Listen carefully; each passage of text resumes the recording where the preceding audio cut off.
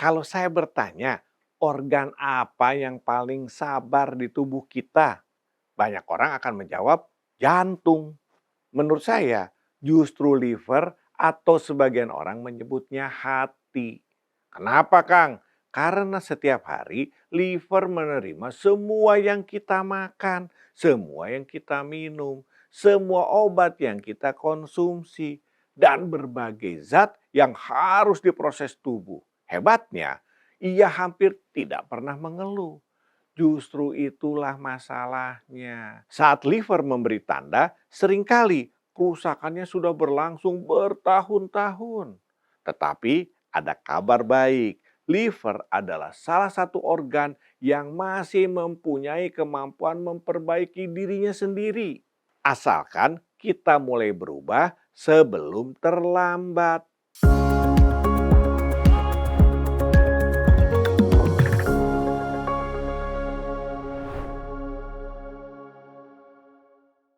Hai teman-teman, saya Kang FD. Hari ini kita akan membahas tentang liver. Pelan-pelan dengan bahasa yang sederhana, tapi tetap berdasarkan ilmu pengetahuan. Dulu saya juga pernah mengalami gangguan liver. Karena itu, apa yang saya bagikan hari ini bukan cuma teori, tapi juga pengalaman pribadi. Luruskan istilah. Banyak orang mengira fungsi liver hanya membuang racun. Jawaban itu benar, tetapi belum lengkap secara ilmiah. Liver menjalankan lebih dari 500 fungsi di dalam tubuh, mulai dari mengatur gula darah, mengolah lemak, membuat empedu, menyimpan vitamin, hingga membantu metabolisme tubuh kita. Karena itu, ketika liver mulai bermasalah, yang terganggu bukan hanya livernya, tetapi kesehatan metabolik tubuh kita secara keseluruhan. Analogi, bayangkan liver seperti sebuah pabrik besar. Setiap hari ia menerima bahan baku, mengolah, menyimpan, mengirim, dan membuang limbah. Selama bebannya normal, semuanya berjalan baik-baik aja. Tetapi kalau setiap hari dibanjiri gula, tepung-tepungan, makanan ultraproses, lemak berlebih, bahkan alkohol, pabrik mulai kewalahan. Mesinnya bekerja semakin berat, kemudian error. Limbah mulai menumpuk, lama-kelamaan kinerjanya mulai menurun. Begitulah yang terjadi pada liver kita. Masalahnya, semua itu sering berlangsung diam-diam. Penyebab terbesar. Lalu, apa penyebab fatty liver atau liver berlemak? Nomor 1 ya, resistensi insulin.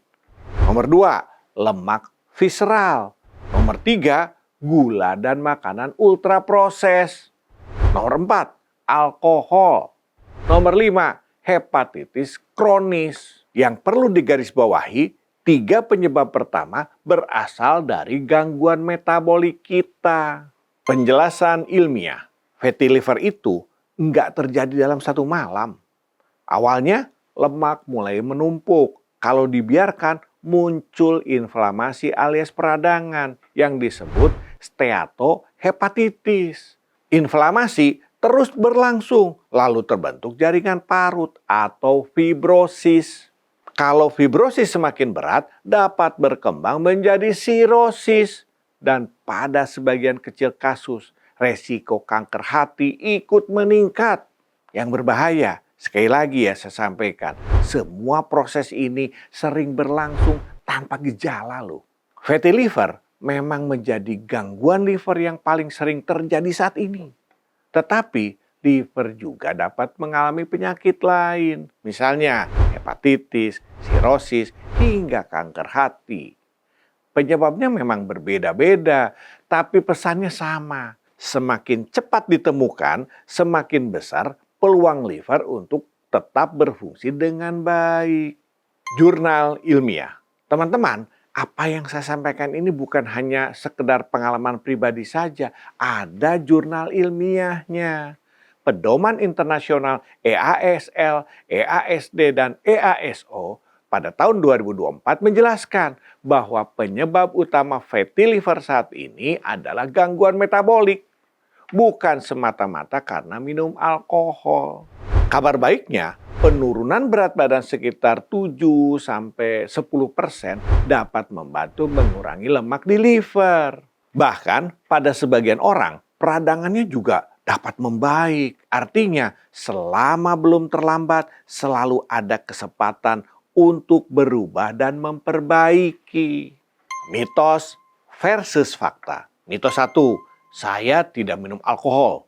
Berarti liver saya pasti sehat. Faktanya, sekarang mayoritas fatty liver justru terjadi pada orang yang hampir tidak pernah minum alkohol. Penyebab utamanya adalah gangguan metabolik. Mitos berikutnya, SGOT dan SGPT saya normal. Berarti liver saya sehat, Kang. Belum tentu, bro. Sebagian penderita fatty liver, bahkan fibrosis, tetap memiliki SGOT dan SGPT normal. Karena itu, dokter kadang-kadang memerlukan pemeriksaan lain, seperti USG atau fibroscan, atau pemeriksaan lain sesuai kondisi masing-masing. Sebuah renungan. Menurut saya, liver mengajarkan satu pelajaran penting. Ia terus bekerja, terus melayani, bahkan berusaha memperbaiki dirinya sendiri. Meskipun sering kita sakiti terus, dan terus. Tetapi kesabarannya juga ada batasnya. Jangan menunggu tubuh mulai berteriak baru kita mau berubah. Solusi, selain mengikuti terapi dari dokter, mari kita mulai memperbaiki metabolisme. Kurangi atau bila memungkinkan, stop gula-gulaan, tepung-tepungan seperti seblak, cimol, dan bala-bala itu enak semua ya. Dan berbagai jenis makanan ultra proses. Apalagi bila dikonsumsinya terlalu sering. Bukan karena satu porsi langsung bikin merusak liver ya, tapi karena pola makan seperti ini umumnya rendah zat gizi penting, mudah membuat asupan kalori berlebih, dan dapat memperburuk kesehatan metabolik bila menjadi kebiasaan kita. Lalu sebaiknya apa, Kang? Perbanyak protein berkualitas.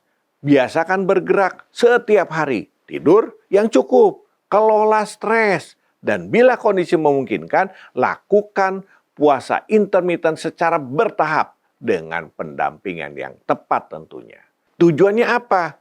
Bukan sekedar memperbaiki hasil laboratorium, tapi menciptakan lingkungan metabolik yang lebih sehat bagi liver kita juga organ tubuh lainnya.